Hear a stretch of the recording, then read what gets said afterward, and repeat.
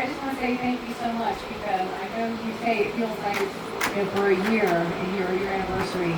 I know with the Connolly family that are here present that Jerry is happy every day that he's watching you do the hard work to serve the people in the 7th Congressional District.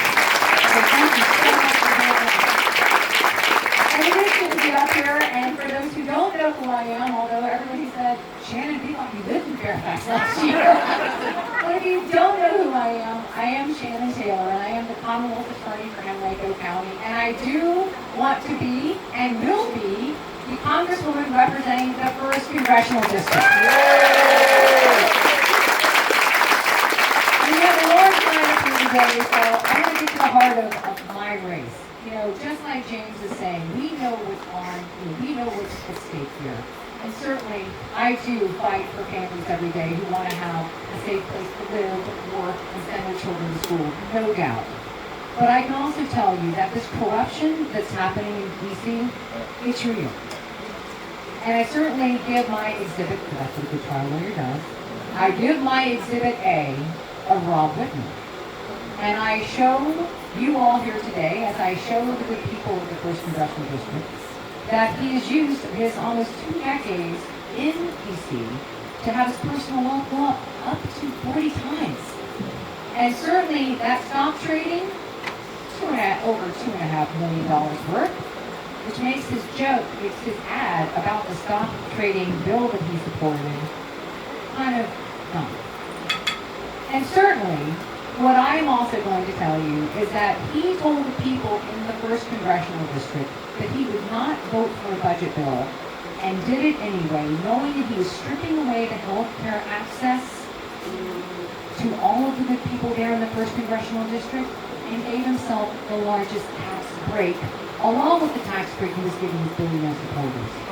Now, what I plan on doing when I get to Congress is making sure that I work with not only James, but with Elaine and Tom to make sure we're going to do a couple of things. We're going to fight on these tariffs, and we're going to take them back and actually have Congress do the job that they are supposed to do by the Constitution. And we're going to make sure that we don't have Congress that I know are hurting not only the farmers in my district, but small business operators that are functioning in the 1st Congressional District.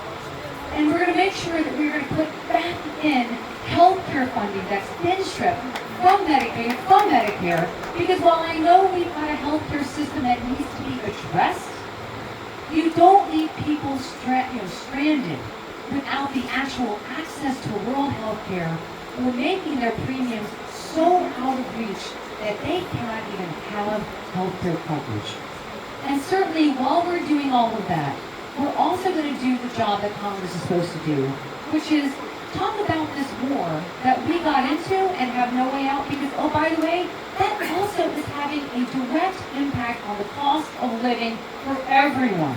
And knowing that corruption that allows representatives to vote on bills, to vote on policies because they will personally profit from it, that's what we want to take away.